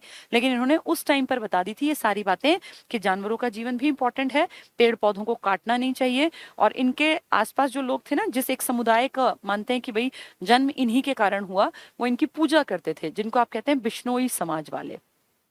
बिश्नोई, कुलदीप बिश्नोई का नाम आपने सुना होगा। ये बिश्नोई एक समाज था जो किसकी पूजा करता था, गुरु जम्भेश्वर की। जैसे महात्मा बुद्ध की पूजा करते थे ना लोग, भगवान मान के, महावीर स्वामी की पूजा करते थे, सेम ऐसे इनको भी लोगों ने एक भगवान की तरह देखा। और वैसे ये इनका मानना था कि भाई भगवान जो है ना वो सर्वस्व है, हर जगह है, और भगवान की मान्यता थी इनकी। लेकिन उसके साथ साथ ये साइंटिफिक अप्रोच की भी बात करते थे, तभी तो इन्होंने कहा कि पेड़ मत काटो। नहीं तो ये कहते थे बलि दो और ये इस तरह की बातें नहीं की। इन्होंने कहा पेड़ पौधों का भी ध्यान रखो, खूब पेड़ लगाओ, जानवरों की लाइफ को भी बचाओ। तो कितना साइंटिफिक प्लस भगवान से जुड़ा हुआ, मतलब मिला जुला सा इनका रवैया था, इनकी सोच थी। तो बिश्नोई समाज इनकी पूजा करता है। ये हमारे हरियाणा से नहीं बल्कि राजस्थान से संबंधित है, पर इनका असर पूरे हरियाणा पर था, और इसीलिए आज इनके नाम की एक यूनिवर्सिटी आपके राज्य में चल रही है। ये राजस्थान में नहीं चल रही, आपके राज्य हरियाणा में चल रही है, GJU, गुरु जम्भेश्वर यूनिवर्सिटी। अब पेपर में आ जाए कि क्या थे ये, तो आप कहेंगे ये पर्यावरणविद थे उस टाइम पर। पर्यावरणविद, सोचो उस टाइम किसी को पर्यावरण शब्द का मतलब भी नहीं पता होगा। उस टाइम तो राजा महाराजा और मार और काट और धर्म परिवर्तन और इस तरह की बातें चलती थी कि हमारे भाई वेदों को नष्ट करो या कुरान की ये लिखवाओ, इस तरह की जब फालतू की बातें करते थे, तब ये आदमी बात करता था पर्यावरण के बचाव की, संरक्षण की, जानवरों के जीवन की, पौधों की, पेड़ों की। तो इसलिए इनकी पूजा आज होती है। बिश्नोई समाज की इंपॉर्टेंस मानते हैं कि भैया हमारे जो भगवान है वो गुरु जम्भेश्वर है। तो इनके नाम की यूनिवर्सिटी कहाँ है, आपके हिसार में। ठीक है, एक तीसरी बड़ी यूनिवर्सिटी हिसार की और बताती हूँ। ये दूसरी थी ना, पहली हमने कौन सी पढ़ी थी, अभी अभी एक और पढ़ के आए थे, किसके नाम पर, CCSHAU, चौधरी चरण सिंह हरियाणा एग्रीकल्चर यूनिवर्सिटी। और अभी आपने क्या पढ़ ली, GJU। अब तीसरी आप पढ़ रहे हैं लुवास। लुवास का नाम आपने सुना होगा। यह है लाला लाजपत राय यूनिवर्सिटी ऑफ, किस चीज की यूनिवर्सिटी है ये, वेटरिनरी। वेटरिनरी होता है जानवरों के से संबंधित, वेटरिनरी एंड एनिमल साइंसेस। इसका मतलब ये काम करती है जानवरों से संबंधित। तो जानवरों के ऊपर रिसर्च करना, उनकी वैक्सीनेशन के ऊपर, उनके जैसे आगे कैसे ब्रीड बढ़े, इस सब के ऊपर, उनके संरक्षण से जुड़ी। तो लुवास बेसिकली एक ऐसी यूनिवर्सिटी है जिसके नाम के आगे लाला लाजपत राय का नाम है, उनको डिवोटेड है। क्यों, क्योंकि हिसार लाला लाजपत राय जी की कर्म भूमि था, वो यहीं तो काम करते थे लंबे टाइम तक। यहाँ उन्होंने अपना जगह बनाई कि मैं यहाँ रह के काम करूंगा, तो इसलिए इनके नाम के ऊपर हमने लाला लाजपत राय यूनिवर्सिटी, किस चीज की, वेटरिनरी मतलब पशु चिकित्सा के ऊपर, और साइंटिफिकली एक अप्रोच को आगे बढ़ाते हुए, तो जानवरों के लिए काम करने वाली एक यूनिवर्सिटी है जहां उनके ऊपर रिसर्च भी होता है, उनके वैक्सीनेशन के ऊपर, उनकी ब्रीड्स कैसे सुधरेंगे, इन सब के ऊपर काम होता है। तो ये काम करने वाली यूनिवर्सिटी के नाम के आगे क्या लगा दिया, लाला लाजपत राय।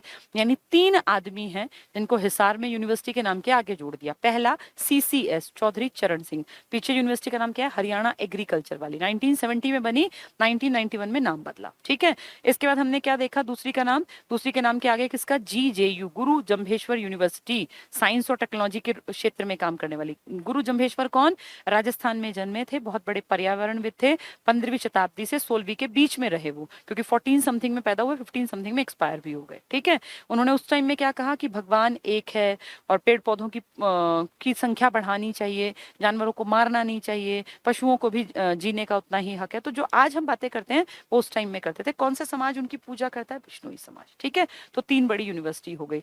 तो इस तरह करके धीरे धीरे करके जो जो आता रहेगा उसको हम पढ़ते रहेंगे। एक बस बेस का काम करेंगी ये चीजें, उसके बाद जब मैं किताब के नोट्स पढ़ाऊंगी तो आपको सब चीजें समझ में आ जाएंगी। हमारी हरियाणा सरकार ने, जैसे मैंने अभी कहा कि लिटरेसी में सबसे आगे कौन है, गुड़गांव। लेकिन बेहद शर्म की बात है कि गुड़गांव 84% की पढ़ी लिखी आबादी को लेके बैठा है, पर सबसे खराब लिंगानुपात है उसका।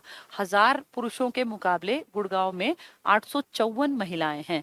ये बेहद शर्मनाक है कि इतनी कम औरतें हैं 1000 पुरुषों के मुकाबले। तो सोचो वहां की आबादी की अगर बात करूं तो गुड़गांव की आबादी तो अच्छी खासी है भाई, FHB के बाद गुड़गांव का ही नंबर आता है। लगभग लगभग आप मान लो 14-15 लाख लोग लिए बैठे होंगे ये। और उतनी आबादी में अगर महिलाएं हर 1000 के मुकाबले कम हैं, 854 हैं, तो आप 850 ही मान लें इसको। 850 से आप लगा लो 150 महिलाएं कम हैं, 146 महिलाएं लगभग इनकी कम पड़ती हैं। तो कितनी लाखों महिलाएं कम है, ये गलत है। पढ़ाई लिखाई का मतलब ये कतई नहीं है कि आप कन्या भ्रूण हत्या को बढ़ावा दें। ये मैं इस बेसिस पे कह रही हूँ कि मेवात, जिसको मैं स्टार्टिंग में कह रही थी 54% पढ़ी लिखी आबादी लेके बैठा है, पढ़ाई लिखाई बहुत पिछड़ी है, एडवांस्ड नहीं है, लेकिन यहाँ फक्र होता है बताते हुए कि सबसे अच्छा लिंगानुपात का आंकड़ा मेवात ने दिखाया था पिछली जनगणना में। 1000 के मुकाबले 907 महिलाएं, सिर्फ 93 कम है। कम तो है लेकिन सिर्फ 93। एक ये हैं जो वैसे तो कहने को टॉपर्स में थे कि भाई बहुत पैसा टैक्स में देते हैं,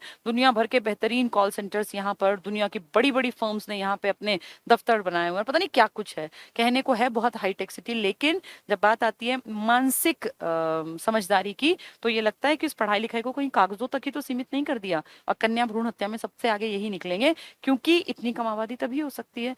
इस कन्या भ्रूण हत्या को थोड़ा सा कंट्रोल में करने के लिए, क्योंकि आपकी टोटल भी अच्छी नहीं है, 879 तो आपका एवरेज था पूरे राज्य का, तो इसका मतलब है पूरे राज्य में औरतें 121 औरतें कम थी हर 1000 पर।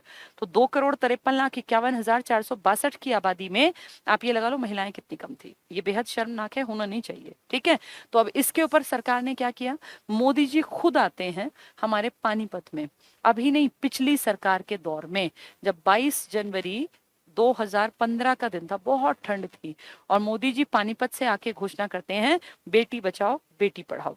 आप जानते हैं ये प्रोजेक्ट बहुत बड़े स्तर पे लॉन्च किया था।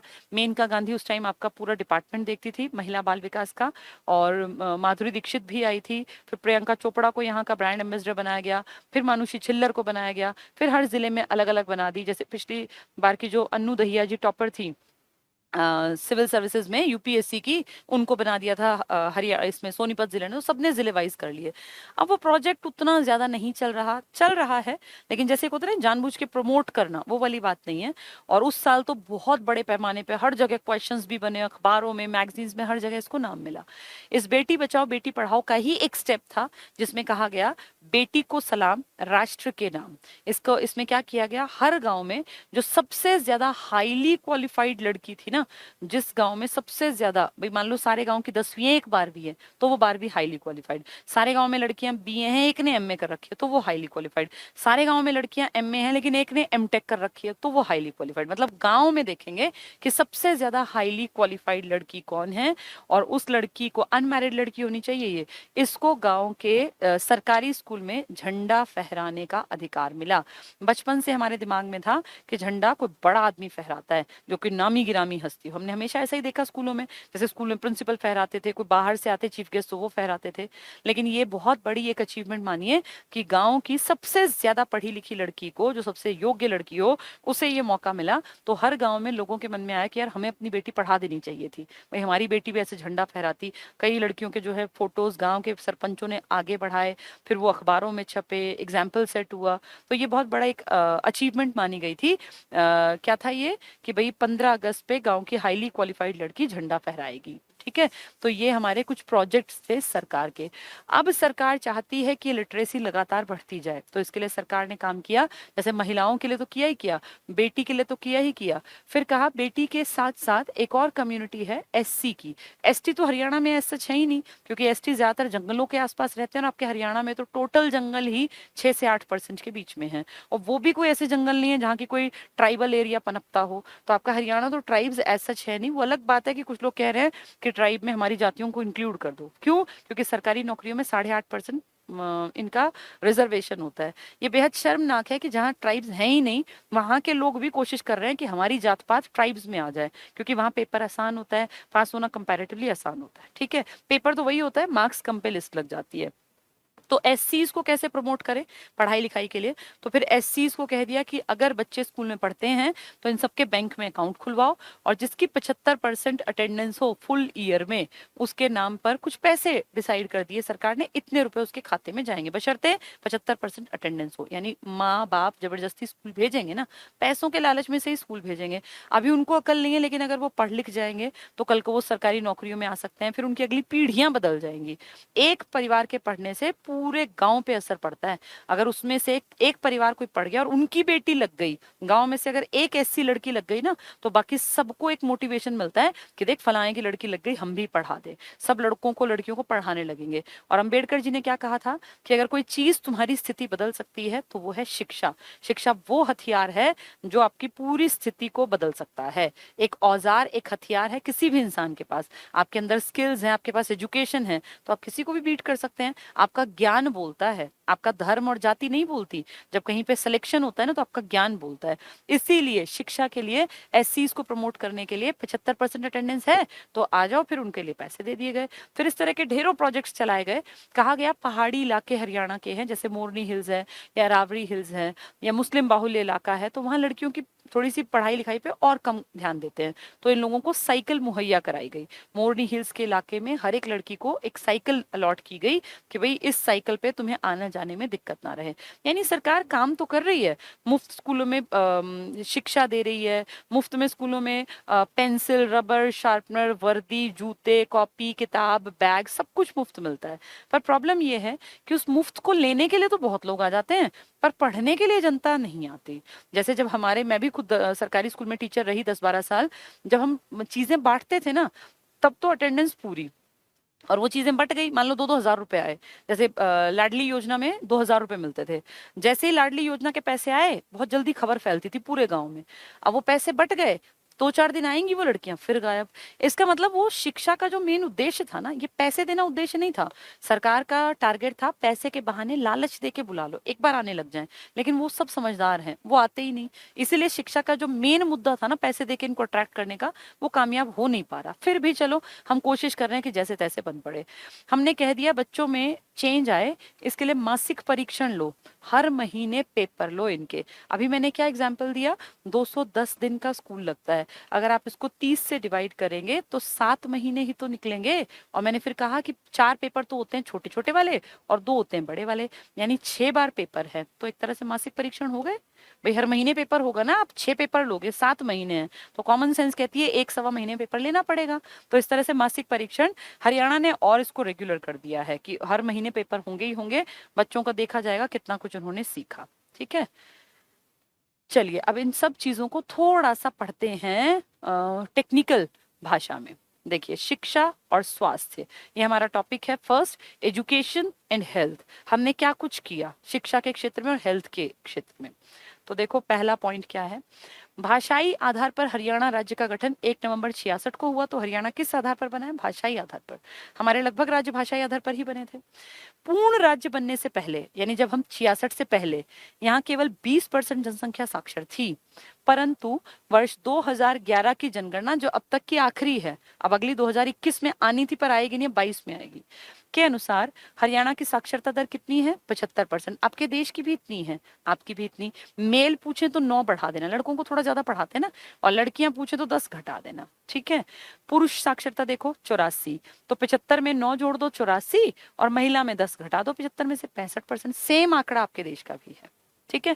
हरियाणा को साक्षरता की दृष्टि से देश में 22वां स्थान प्राप्त है। अभी हम थोड़े पीछे हैं, जैसे क्यों ना हम टॉपर्स में रहें, क्या कमी है हमारे यहाँ कि हम नंबर 1 पे ना पाए? अगर केरल नंबर 1 हो सकता है, लक्षद्वीप नंबर 1 हो सकता है यूटी में, मिजोरम नंबर 2 हो सकता है राज्यों में, तो हम क्यों नहीं? हमारे यहाँ क्या ऐसा अनोखा है? और क्या हमारे यहाँ लोगों को पता नहीं कि शिक्षा बहुत जरूरी है? बिल्कुल पता है। ये बस सरकार थोड़ी सी कोशिश करे ना, स्टैंडर्ड अच्छा बना दे सरकारी स्कूलों का, तो लगभग लोग पढ़ लिख जाए। 22वें हैं, अभी पीछे हैं थोड़े से। राज्य का सर्वाधिक साक्षरता वाला जिला कौन सा है? गुरुग्राम। लिटरेसी में सबसे आगे आपके राज्य में, जिसकी साक्षरता की दर 84%, और सबसे पीछे वाले की 54। 30% का, 30% कितनी बड़ी बात है। 2 जिलों में कितनी पास है, गुड़गांव और मेवात की सीमा तो बिल्कुल आसपास है, इतना अंतर 30% का। तो गुड़गांव की साक्षरता 84%, और न्यूनतम साक्षरता वाला जिला मेवात है, जिसकी साक्षरता दर 54% है। इतना ज्यादा अंतर, बहुत बड़ा अंतर है, बहुत बड़ा। ठीक है। राज्य में स्कूली शिक्षा को प्रोत्साहित करने के लिए Haryana board of school education HBSE की स्थापना 1969 में चंडीगढ़ में हुई, जिसे 1981 में भिवानी में स्थानांतरित मतलब ट्रांसफर कर दिया गया। ठीक है, ये मैंने आपको सारा बताया था। हरियाणा शिक्षा बोर्ड ने सबसे पहले 10वीं की परीक्षा ली अगले ही साल 70 में। क्या याद कराया था? 69, 70, 76, 87, फिर 90, फिर 94, फिर 2006, तो वही सब आएगा अब। हरियाणा शिक्षा बोर्ड ने सबसे पहले 10वीं की परीक्षा 70 में ली। भाई 69 में तो इंडिपेंडेंट हुआ, 70 में 10वीं। माध्यमिक परीक्षा की शुरुआत 76 में, 8वीं की परीक्षा 76, ये बोर्ड की बातें कर रहे हैं। 12वीं कक्षा की परीक्षा 87 में, और वोकेशनल जो 12वीं में ही होता है इसकी परीक्षा 90 में हुई। तो पहले 12वीं की, फिर वोकेशनल की। फिर 94 में क्या हुआ होगा? Open school. ओपन स्कूल की शुरुआत 94 में की गई। हरियाणा सेमेस्टर सिस्टम, एक साल में जब 2 पार्ट बना दिए, 2006-7, और grading system CCE comprehensive and continuous evaluation, जिसमें साल भर पेपर होते रहेंगे। SAFA मैंने आपको बता दिए। ठीक है, वो देखो कंटिन्यूअस एंड कॉम्प्रिहेंसिव इवैल्यूएशन की शुरुआत करने वाला भारत का पहला राज्य है। तो सबसे पहले सेमेस्टर सिस्टम आपके हरियाणा में आया। सबसे पहले कंटिन्यूअस एंड कॉम्प्रिहेंसिव इवैल्यूएशन का जो सिस्टम है ये भी आपके राज्य में आया। कितनी बड़ी बात है। 2006-7 बालिका वर्ष था, 2007। ठीक है, 2006-7 नहीं 6। केंद्रीय विद्यालय, क्या हरियाणा में KVS है? 2 तरह के स्कूल बहुत बढ़िया होते हैं जिनका रिजल्ट हर साल बेस्ट आता है, प्राइवेट इनके सामने कहीं स्टैंड नहीं करते। 2 स्कूल, एक केंद्रीय विद्यालय जिनको KVS चलाता है, केंद्रीय विद्यालय संगठन, और एक जवाहर नवोदय विद्यालय। आपके राज्य में दोनों हैं, एक 20 है JNV और 23 है केंद्रीय विद्यालय। केंद्रीय विद्यालय और JNV को हरियाणा सरकार पैसा नहीं देती, इनको पैसा मिलता है HRD मिनिस्ट्री से, ह्यूमन रिसोर्स एंड डेवलपमेंट, जिसका अब आने वाले साल में शिक्षा मंत्रालय नाम हो जाएगा। तो आपके राज्य में 23 तो स्कूल चल रहे हैं KVS और 20 चल रहे हैं JNV। इन दोनों में 23 और 20 कितने हो गए? 43 स्कूल आपके राज्य में चल रहे हैं जिनका एक भी रुपया हरियाणा की सरकार को नहीं देना, इनका पैसा HRD मिनिस्ट्री देगी। और ये देश के बेस्ट स्कूल हैं। हर साल 10वीं और 12वीं के जब भी रिजल्ट आएंगे, आप देखना टॉप स्कूल में सिर्फ KVS या JNV का बच्चा होगा। जो नंबर 1 होते हैं ना पूरे में टोटल ओवरऑल रिजल्ट, वो KVS और JNV के जाते हैं। JNV जवाहर नवोदय विद्यालय 6ठी से 12वीं तक है, रेजिडेंशियल है, घर से बच्चा जाके वही रहता है, वो कंपल्शन है। और जो केंद्रीय विद्यालय है ये उनके लिए है जिनके पिताजी ट्रांसफरेबल जॉब में, आर्मी, एयरफोर्स, नेवी, या बैंक वाले भी इसमें आने लग गए, या रेलवे में, उनके बच्चों को इसमें पढ़ने का मौका मिलता है। देश के बेस्ट टीचर्स ही इसमें नौकरी तक पहुंचते हैं, क्योंकि इनके पेपर भी कई शिफ्ट में होते हैं। जैसे एक पेपर हुआ प्री, फिर हुआ मेन पेपर, फिर उसके बाद इंटरव्यू लेंगे, उसमें अच्छी स्पोकन अंग्रेजी, इंग्लिश बहुत बढ़िया होनी चाहिए, अंग्रेजी पे अच्छी कमांड हो, क्योंकि कहीं भी इनका ट्रांसफर कभी नॉर्थ में, कभी साउथ में, कभी ईस्ट में, कभी वेस्ट में, कहीं भी कर देते हैं। ठीक है, तो केंद्रीय विद्यालय संगठन स्थापना 1962 में हुई थी, मुख्यालय इसका दिल्ली में है, मानव संसाधन मंत्रालय के अंतर्गत आता है। हरियाणा में 23 KVS हैं, तो KVS सबसे बेस्ट स्कूल है, आपके यहाँ 23 हैं। सर्व शिक्षा अभियान SSA बोलते हैं इसको, 2001-2 में स्टार्ट हुआ था, 2000 में तो अधिनियम आया था। इस अभियान की शुरुआत 2000 में की गई थी। अगर पूछें कि सन जब ये लागू हुआ तो 2001-2 में। सब पढ़े सब बढ़े, इसका नारा है। आप किसी भी सरकारी स्कूल की किताब को जब खोलते हैं ना स्टार्टिंग में, तो पहले दूसरे पन्ने पर एक छोटी सी पेंसिल बनी होती है, उसमें आगे एक लड़की बैठी होती है पेंसिल पे, बच्ची सी, और पीछे एक लड़का, उसके नीचे लिखा होता है सब पढ़ें सब बढ़े। ये नारा किसका है? ये वाक्य है अपने सर्व शिक्षा अभियान का, SSA। इसका उद्देश्य क्या है? 6 से 14 वर्ष तक के बच्चों को शिक्षा देना है, जो कि RTE में भी आता है, राइट टू एजुकेशन में भी।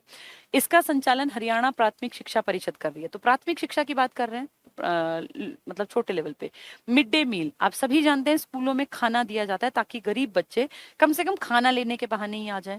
इसकी शुरुआत की गई थी 1995 में आपके देश में। 15 अगस्त 1995 को आपके जो देश के PM थे उस टाइम थे ये PV नरसिम्हा राव जी।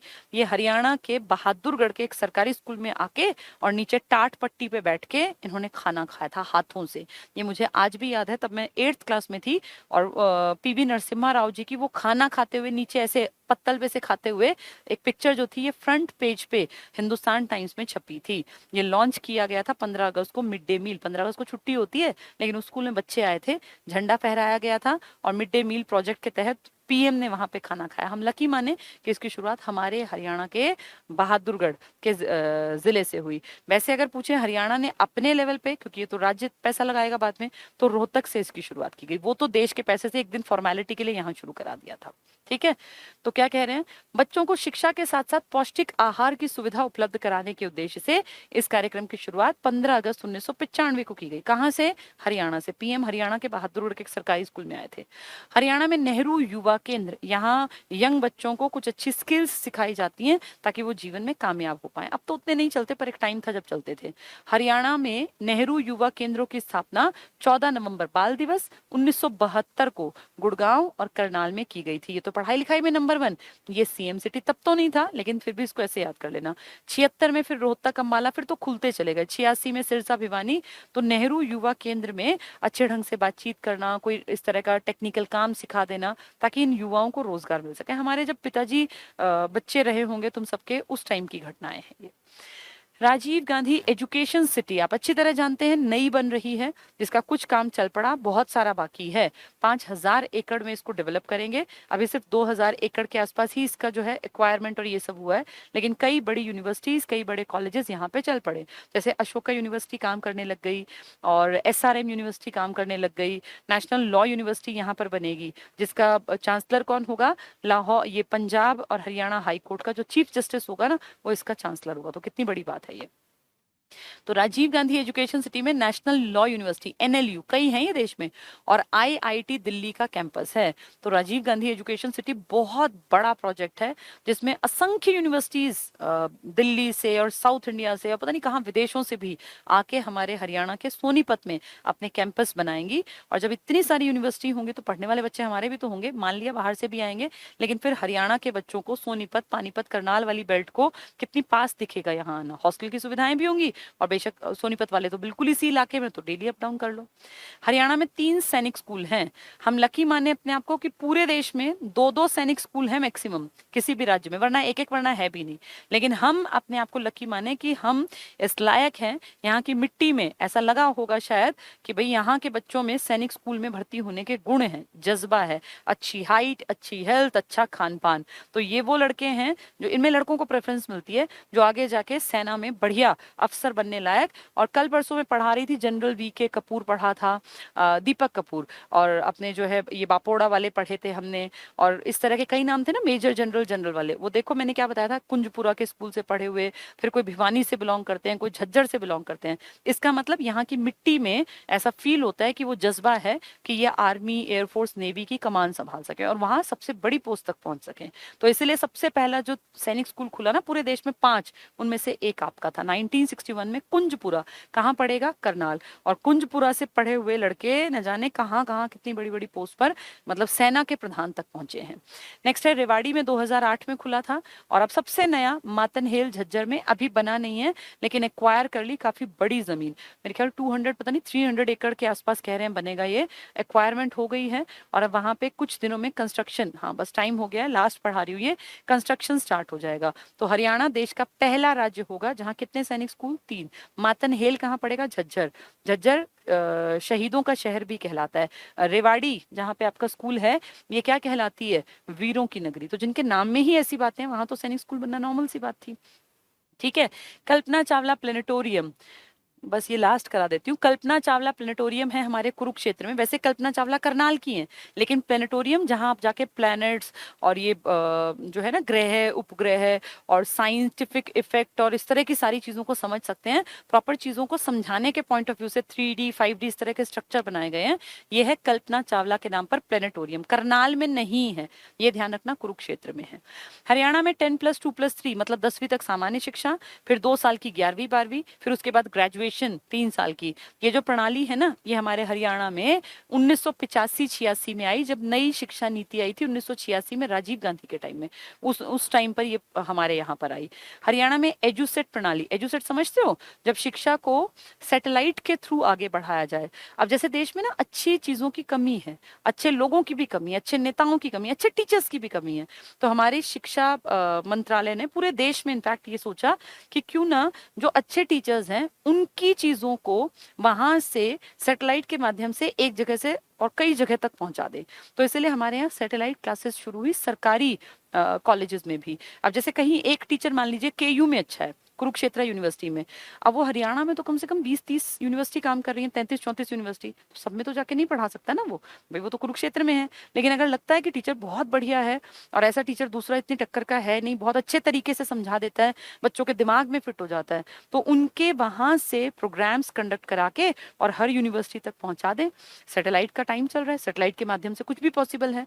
तो इसलिए एजुसेट प्रोग्राम, एजुकेशन किसके माध्यम से संभव, सैटेलाइट के माध्यम से। तो अब जो लिमिटेड लोग हैं ना, उनकी शिक्षा भी दूर दूर तक पहुंचाना पॉसिबल है। पहले ऐसा नहीं था, पहले एक आदमी एक जगह पढ़ाता था, बहुत अच्छा पढ़ाता है, लेकिन बाकियों को उसका फायदा नहीं मिलता था। अगर ये एजुसेट जैसे प्रोग्राम महात्मा बुद्ध के टाइम में होते, रविन्द्रनाथ टैगोर के टाइम में होते, या भगत सिंह के टाइम में होते, तो उनको सारी दुनिया उसी टाइम पे जान जाती। पर वो उस टाइम पे नहीं था।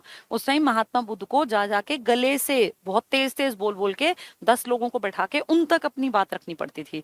फिर उन 10 से आगे जाते, फिर कहीं 10 और बैठाते, फिर वहां उनकी शिक्षाओं का महत्व तो उनके मरने के बाद पता चला ना। तो इस तरह से एजुसेट बहुत अच्छा प्रोग्राम है, जिसमें छोटी सी चीज को आप दूर दूर तक एक अच्छी जगह से पहुंचा सकते हैं। तो एजुसेट के लिए हरियाणा में 2008-9 के दौरान, तो अभी 10-11 साल पहले, हरियाणा में शारीरिक विकलांग जिनके हाथ पैर में कोई दिक्कत है, उनके लिए एक रेजिडेंशियल स्कूल है पानीपत में। तो पानीपत में जिनको हाथ पैर में दिक्कत है, विकलांग है, उनके लिए रेजिडेंशियल स्कूल। गूगल बॉय आप जानते हैं, गूगल बॉय कौटिल्य, इनका संबंध है करनाल के कुहाड़ गांव से। कुहाड़ गांव से गूगल बॉय कौटिल्य का संबंध। चलो जेएनबी बाद में पढ़ाऊंगी, आज इतना ही। अच्छा ठीक है। अभी कुछ टेक्निकल इशू है शायद, वो कह रहे हैं मैथ्स की क्लास अभी नहीं हो पाएगी। कोई बात नहीं, फिर मैं भी, अभी तो चल ही रहा है सिस्टम में, 5-10 मिनट पढ़ा दूं। ठीक है ठीक है ठीक है ठीक है। चलिए, अब जब तक ये सिस्टम चल रहा है ठीक ठाक, इसमें कुछ काम करना कह रहे हैं वो जरूरी है, तब तक मैं पढ़ा देती हूँ। तो शारीरिक विकलांगों के लिए कहा हो गया पानीपत में, गूगल बॉय कौटिल्य कहाँ से, करनाल के कुहाड़ से। ये आ चुका पेपर में कौटिल्य वाला। जवाहर नवोदय विद्यालय, मैंने अभी क्या बताया था, 2 बेस्ट स्कूल हैं, केवीएस और जेएनवी। केवीएस कौन से हैं, जो जिनके पेरेंट्स ट्रांसफरेबल जॉब में है। जवाहर नवोदय विद्यालय बनाए गए थे 1986 की शिक्षा नीति में, और कहा गया कि हर गांव में कुछ प्रतिभाशाली बच्चे हैं। इन प्रतिभाशाली बच्चों को आप गांव से उठाइए, क्योंकि गांव में सुविधाएं नहीं होती, तो इनको उठा के एक टेस्ट लीजिए। जो 5वीं क्लास पास कर गया मान्यता प्राप्त सरकारी स्कूल से, उसका एक टेस्ट लीजिए, जिसमें रीजनिंग आए, इंग्लिश आए, हिंदी आए और मैथ्स आए। उनको पता ना हो क्या क्वेश्चन आएंगे, आउट ऑफ सिलेबस सब कुछ। उसमें जो बच्चे टॉपर्स हैं, ऐसे बच्चों को हम सेलेक्ट करके देश के खर्चे पर पढ़ाएंगे, बेस्ट टीचर्स से पढ़ाएंगे, बेस्ट खाने को देंगे, बेस्ट रहने को देंगे, बेस्ट खेलने को देंगे। इसके लिए ये नया कॉन्सेप्ट आया था। लेकिन बहुत छोटे बच्चे को नहीं रखेंगे, 6ठी से एंट्री देंगे। इसका टॉपिक जो था ना, ये कवर किया था जवाहर नवोदय विद्यालय। जवाहरलाल नेहरू का टाइम था, मतलब उनके बेटी का बेटा देश का पीएम था राजीव गांधी, तो उन्होंने अपने नाना के नाम पे चलाया। तो जवाहर नवोदय विद्यालय नए आए थे स्कूल, एचआरडी मिनिस्ट्री के स्कूल हैं, 6ठी से एडमिशन मिलता है। कॉम्पिटिटिव पेपर जैसा तुम्हारा होता है ना, ऐसा पेपर होता है 5वीं क्लास में जो बच्चा पढ़ रहा है उसका। फरवरी में हर साल पेपर होता है, सितंबर के आसपास फॉर्म भरे जाते हैं, फ्री ऑफ कॉस्ट है, सब कुछ सरकार करती है, पेपर भी सरकार लेगी, उस बच्चे का रहना खाना पीना सब कुछ फ्री है 6 साल तक, 6ठी से 12वीं। और लगभग बच्चे बहुत अच्छे निकलते हैं, क्योंकि आते ही प्रतिभाशाली बच्चे हैं। तो ग्रामीण प्रतिभाशाली बच्चों के लिए जवाहर नवोदय विद्यालय खोले गए थे 1986 में। इससे पहले केंद्रीय विद्यालय थे 1962 में, वो ट्रांसफरेबल जॉब वालों के थे। आपके राज्य में 20 जवाहर नवोदय विद्यालय हैं। तो गांव गांव में लायक बच्चों के लिए ऑप्शन है। गरीब हो, अगर नहीं पढ़ सकते अच्छे स्कूल में, कोई दिक्कत नहीं, 5वीं तक अच्छे ढंग से पढ़ लो। उस पेपर में अगर तुम अच्छे मार्क्स ले आते हो, तुम टॉपर्स में हो, मान लीजिए 60 सीट है, 60 बच्चे चुने जाएंगे। अब अगर मान लीजिए 100 सीटें उस एरिया के स्कूल में, तो 100 चुने जाएंगे। और प्रतिभाशाली बच्चे होने चाहिए ग्रामीण इलाके के। फिर कहा कि भाई शहरी ने क्या गलती की है, शहरी को भी ले लो, तो बोले ठीक है 25% शहरी भी ले लेंगे। फिर कहा कि लड़कियों को भी आपको कंसीडर करना चाहिए, लड़कियां भी प्रतिभाशाली हैं पर नहीं आ पाती, तो बोले 33% लड़कियों को ले लेंगे। यानी अगर 100 सीट हैं तो 75 सीट तो गाँव के बच्चों से भरी जाएंगी और 25 सीट शहर के बच्चों से। उस टोटल 100 में से 33 लड़कियां होंगी। तो इसका मतलब गाँव के बच्चों को भी फायदा, शहर के बच्चों को भी, गरीब बच्चों को फायदा और लड़कियों को भी। तो बहुत अच्छे स्कूल निखर कर आए जवाहर नवोदय विद्यालय। इसकी स्थापना मानव संसाधन विभाग के अंतर्गत 86 में की गई। 6ठी से 12वीं तक शिक्षा प्रदान कराता है। हरियाणा में 20 जेएनवी हैं और 23 क्या हैं आपके, केवीएस। तो बेस्ट स्कूल है एचआरडी मिनिस्ट्री के। आईआईटी विंग, आईआईटी कैंपस है इंडियन इंस्टीट्यूट ऑफ टेक्नोलॉजी। तो ये बाड़सा झज्जर में आईआईटी कैंपस जो है, इसके ऊपर काम हो रहा है। राज्य सरकार जो है ना, हरियाणा की जो राज्य सरकार है, ये कह रही है जो ये शताब्दी एक ज्ञान की शताब्दी है। आप खुद देखो कितने कॉलेजेस, कितनी यूनिवर्सिटी, कहीं आप राजीव गांधी एजुकेशन सिटी की बात कर रहे हैं, कहीं आप जीजेयू की बात कर रहे हैं, कहीं आप कह रहे हैं लुआस हमारे यहाँ है, कहीं आप कह रहे हो एमडीयू और केयू और पता नहीं कितनी प्राइवेट यूनिवर्सिटीज। तो इसलिए क्या नाम दिया, ज्ञान की शताब्दी। ठीक है, तो एजुकेशन से जोड़ के। हरियाणा में शिक्षा की बात कर लें तो हरियाणा में शिक्षा का विकास प्राथमिक स्कूल है, माध्यमिक 8 तक के, उच्च 12वीं तक के, तकनीकी जिनमें टेक्निकल नॉलेज जैसे ये बीटेक और इस तरह के, इन सब में काम हुआ है। प्राथमिक और माध्यमिक शिक्षा, तो हरियाणा में प्राथमिक शिक्षा और माध्यमिक शिक्षा के लिए सरकारी स्कूल चलते होंगे, उसी के बारे में है। प्राथमिक और माध्यमिक शिक्षा शिक्षा का आधार स्तंभ है, बेस है, जिसका बेस अच्छा होगा उसका आगे भी पढ़ाई अच्छी होगी। आर्थिक सर्वेक्षण 18-19 के अनुसार राज्य में जो मिडिल और जो वरिष्ठ माध्यमिक विद्यालय हैं 3,320, तो आप ये मानो 3,500 स्कूल हैं आपके हरियाणा में, 3,500। ठीक है, माध्यमिक लेवल वाले। हरियाणा सरकार द्वारा क्षेत्रीय विषमताओं, क्षेत्रीय विषमता भाई मेवात में देखो 54% और गुड़गांव में 84%, तो विषमता है ना, इसको दूर करने, पुरुष और महिलाओं के शिक्षा स्तर में सुधार और समानता लाने के लिए कई उपाय किए हैं। तो सरकार ने क्या किया ताकि सब चीजें बराबर चलें, तो पहला कहा मासिक परीक्षण लेंगे, हर महीने टेस्ट लेंगे और उसमें देखेंगे अगर बच्चा नहीं बढ़ रहा तो टीचर की जिम्मेदारी, भाई तुम्हारा बच्चा क्यों नहीं आगे बढ़ रहा, तुमने इस पे क्या काम किया, तो टीचर को ध्यान रखना पड़ेगा कि मेरे हर बच्चे का परफॉर्मेंस अच्छा हो। मासिक परीक्षण, विद्यार्थियों के शैक्षणिक स्तर को बढ़ाने और शिक्षा की गुणवत्ता में सुधार हेतु 1 से 8वीं तक मासिक परीक्षा की शुरुआत की गई 1 जनवरी 2015। मैंने बताया ना, ये जो सरकार आई इसने शुरुआत में आती काम किया था, 14 में सरकार बनी, 15 में खूब काम किया। आज 2020 में उस काम का कोई अता पता नहीं। अब कहाँ बेटी बचाओ बेटी पढ़ाओ के तुम्हें दिख रहा है कि बहुत अच्छे इंपैक्ट आ रहे हैं, तो वो शुरुआत में एक बार होता है लोक लुभावन चीजें, फिर उसके बाद कोई देखने वाला नहीं होता। तो मासिक परीक्षण चल रहे हैं पर फॉर्मेलिटी ज्यादा है।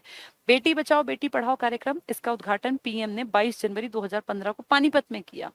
2017 में इंडिपेंडेंस डे के अवसर पर बेटी को सलाम राष्ट्र के नाम, जिसमें सबसे पढ़ी लिखी लड़की से झंडा फहरवाया, बेटी बचाओ बेटी पढ़ाओ इसके अभियान के रूप में एक ऐड कर दिया। 15 में तो प्रोजेक्ट लाए, 17 में बोले जो सबसे पढ़ी लिखी लड़की है उससे झंडा फहरवाओ। ठीक है, इस अवसर पर गांव की उच्चतम शिक्षित लड़की से स्कूल में राष्ट्रीय ध्वज फहराया गया।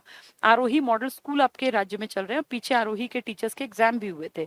इसका पेपर टफ आता है, जो लायक टीचर्स होते हैं उन्हीं को सेलेक्ट करते हैं, पेपर अच्छे ग्रेड का लेते हैं। तो आरोही मॉडल स्कूल क्या है, कह रहे हैं ऐसे स्कूल हम लोग बनाएंगे जहाँ पे एक एग्जाम्पल सेट करे, मॉडल स्कूल इस तरह का कि आसपास के स्कूलों को एक एग्जाम्पल दिखे कि भाई इस तरह का स्कूल होना चाहिए। तो इंफ्रास्ट्रक्चर बहुत अच्छा होगा, पढ़ाई का लेवल बहुत अच्छा होगा, बच्चे बहुत बढ़िया होंगे। ठीक है, आरोही आरोही अवरोही क्रम होते हैं ना, घटते बढ़ते।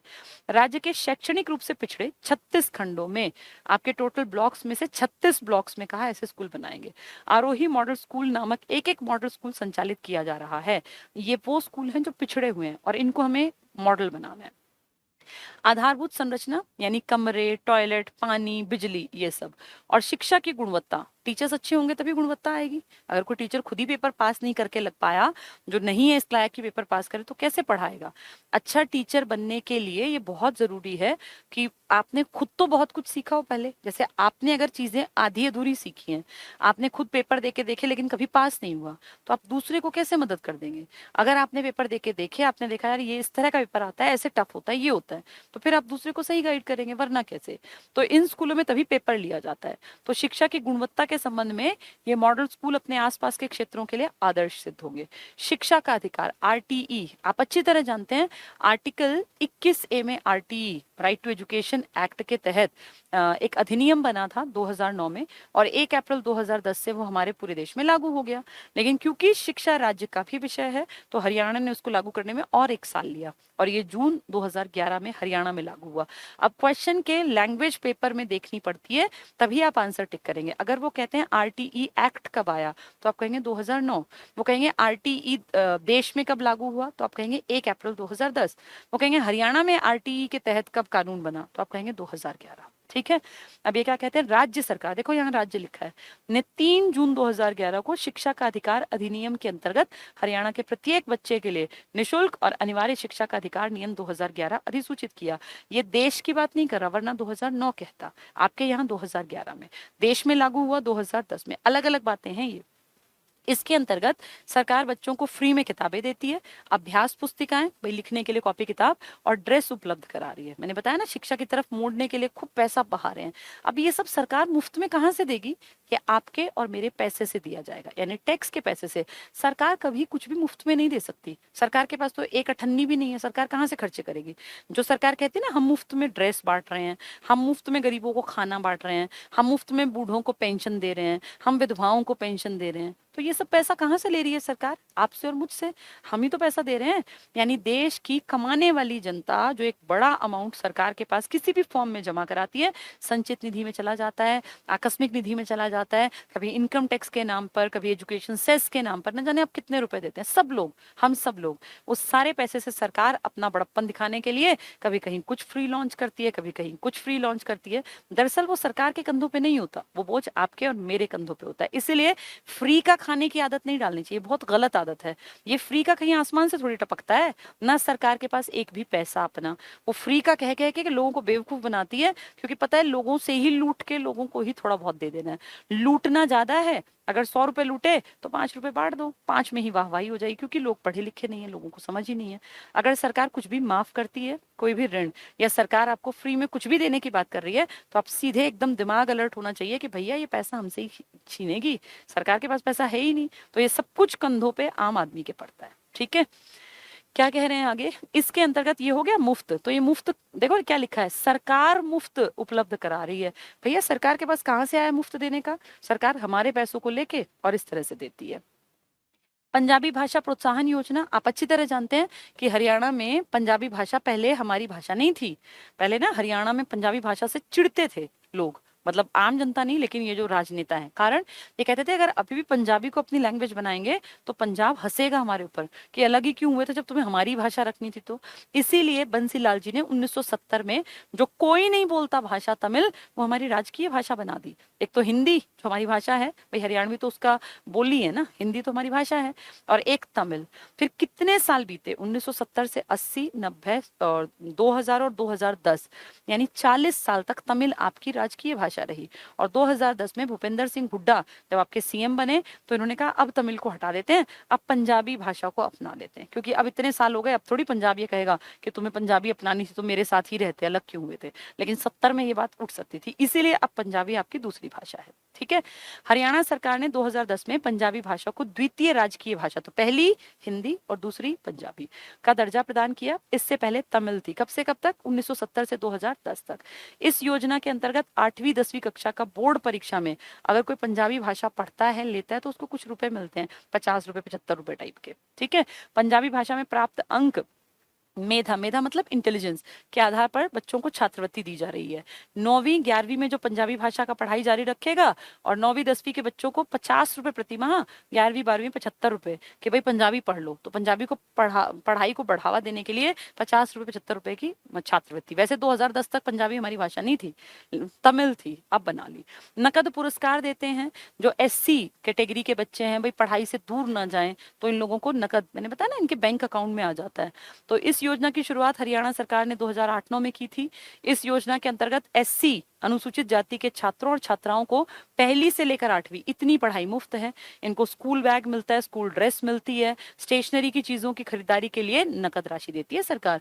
और मुझे हरियाणा का नहीं पता, पर दिल्ली में हमारे स्कूल में 2-2 हजार रुपए आया करते थे सिर्फ स्टेशनरी के नाम के, कि इससे बस पेंसिल रबर खरीद लो, क्योंकि कॉपी किताब तो स्कूल देता था, ड्रॉइंग बुक भी स्कूल देता था, सिर्फ कॉपी किताब, ये इसके पेंसिल रबर के नाम के 2000 रुपए। मुफ्त पाठ्य पुस्तक, तो फ्री तो किताबें बटी रही हैं, हरियाणा सरकार 2008-9 से कर रही है। इसके अंतर्गत SC जो बच्चे हैं, इनको मुफ्त पाठ्य पुस्तक 9वीं से 12वीं तक, वैसे पहली से 8वीं तक तो सबको, फिर जो SC है उनको 9वीं से 12वीं तक भी। राजीव गांधी छात्रवृत्ति योजना, तो खुद इमेजिन करो कि उस सन में चली होगी जब राजीव गांधी के नाम की सरकार रही होगी। तो 2005-6 में इसकी योजना शुरू की गई। उन बच्चों को दी जाती है मासिक छात्रवृत्ति 750 रुपए, जो 6ठी से 12वीं तक फर्स्ट आते हैं। तो जो 6ठी से 12वीं तक फर्स्ट आएगा, उस बच्चे को प्रमोट करने के लिए 750 रुपए पकड़ा दिए। ठीक है। डॉक्टर अंबेडकर तो एससी बच्चों के लिए होगी, देखो ये रहा, पिछड़े वर्ग के बच्चों को देते हैं ताकि वो लोग जो है बच्चे स्कूल आए मोटिवेशन के लिए। मध्याह्न भोजन योजना मैंने बताया मिड डे मील है, 1995 में देश में लागू हुआ, लेकिन आपके राज्य ने इसको थोड़ा और लेट किया, विलंब के बाद शुरू हुआ। वैसे स्टार्टिंग यहीं से हुई थी। 15 अगस्त 2004 से ये योजना सभी सरकारी स्कूलों में चल पड़ी, स्थानीय निकायों मतलब नगर निगम और राजकीय सहायता प्राप्त प्राथमिक विद्यालयों में चलाई जा रही है। तो मध्याह्न भोजन योजना ये जो है मिड डे मील, ये 1995 से पूरे देश में सबसे पहले स्टार्टिंग आपके यहाँ से हुई, जब पीएम ने नीचे टाट पट्टी पे बैठ के भोजन किया, पीवी नरसिम्हा राव। लेकिन उसके बाद फिर ये काम राज्यों को सौंपा, अपना खर्चा उठाओ और अपने आप खाना बनवाओ, बांटो, हमें नहीं पता। तब फिर हमने इसके ऊपर काम किया और 2004 से हमने जितने स्कूल चलते हैं, चाहे सरकारी हैं चाहे वो निगम के हैं, जो ये निकाय लिखा है ना, ये नगर निगम टाइप के, और राजकीय सहायता, सब में मिलने लग गया। 1900 कब से स्टार्ट हुआ था? 95 से, लेकिन सब में कब से स्टार्ट हुआ? 2004 से। बालिकाओं के लिए मुफ्त शिक्षा है आपके यहाँ, वो कहते हैं हम ग्रेजुएशन तक मुफ्त पढ़ाते हैं। स्नातक के लिए मुफ्त शिक्षा है। मेवात और मोरनी हिली एरियाज है, साइकिल भी दे दी। बालिकाओं के लिए राज्य सरकार द्वारा परिवहन सुविधा, तो उनके लिए परिवहन में ऐसा नहीं कि कोई बस चल गई, अब साइकिल पकड़ा दी कि इससे आया जाया करो। आवासीय विद्यालय बनवा दिए, जो अपंग अपाहिज बच्चे थे, दिव्यांग थे, उनके लिए पानीपत में अभी हमने पढ़ा था वही है। लड़कियों की शिक्षा को बढ़ावा देने के लिए एक कस्तूरबा गांधी के नाम पर, कस्तूरबा आप जानते हैं ना, गांधी जी की पत्नी थी, उनके नाम के स्कूल चलाए गए हैं, जहां पिछड़ी लड़कियां जो पिछड़े वर्ग से हैं, गरीब हैं, नहीं पढ़ सकती, उनको रेजिडेंशियल स्कूल दिए गए।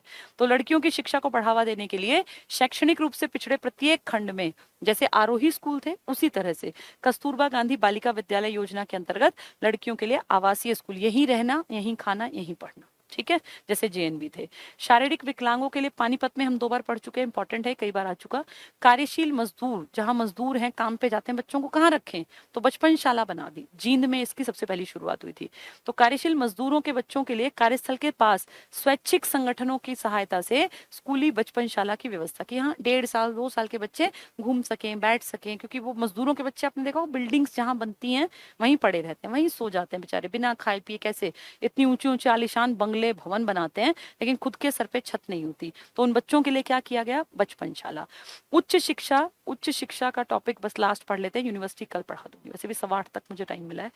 उच्च शिक्षा, हरियाणा सरकार का मुख्य उद्देश्य है युवाओं को गुणवत्ता युक्त मतलब क्वालिटी उच्चतर शिक्षा के साथ साथ रोजगार उपलब्ध कराना। ये उद्देश्य तो है, पर सरकार कोशिश तो नहीं करती, उद्देश्य बना लिया लिखित में, इसके लिए काम नहीं किया। तो कह रहे हैं हम अच्छी पढ़ाई कराएंगे और खूब रोजगार उपलब्ध कराएंगे। आर्थिक सर्वेक्षण 18-19 कहता है 149 सरकारी महाविद्यालयों में से 64 महाविद्यालय विशेष रूप से लड़कियों के लिए हैं। तो लड़कियों की शिक्षा पे आपकी सरकार काम कर रही है, नो डाउट। निजी प्रबंधन जो प्राइवेट है, सरकार द्वारा अनुदानित है, पैसा सरकार देती है, वैसे प्राइवेट है।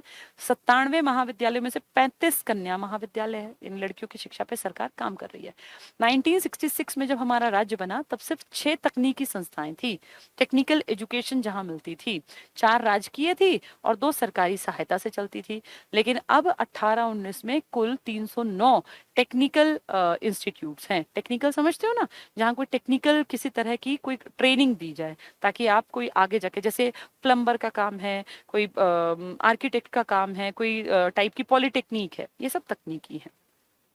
राज्य में उच्च शिक्षा को 4 भागों में बांटा गया, या तो तकनीकी शिक्षा बीटेक टाइप की, एमटेक टाइप की, एक चिकित्सा एमबीबीएस टाइप की, जो बीडीएस टाइप के, और शिक्षा ये तो इसी का पार्ट हो गया। व्यावसायिक शिक्षा वोकेशनल, जिसमें कि बिजनेस स्टडीज है या कोई कंप्यूटर से जुड़ा प्रोग्रामिंग वगैरह, और कृषि जैसा कि हमने पढ़ा भी, कौन सा था, CCSHAU हरियाणा एग्रीकल्चर यूनिवर्सिटी, तो ये हायर लेवल की एजुकेशन में है, इसमें डिवाइड किया गया।